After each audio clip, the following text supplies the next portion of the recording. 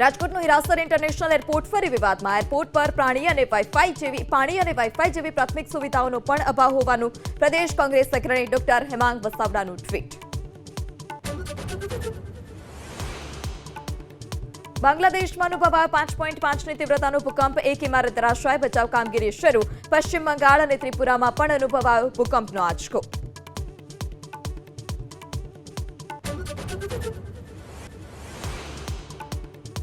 PM Modi દક્ષિણ આફ્રિકાના 3 દિવસના પ્રવાસ માટે રવાના. G20 સમિટમાં હાજરી આપશે. વૈશ્વિક અર્થતંત્ર, આર્ટિફિશિયલ ઇન્ટેલિજન્સ અને આબોહવા પરિવર્તન જેવા મહત્વના મુદ્દે ચર્ચા.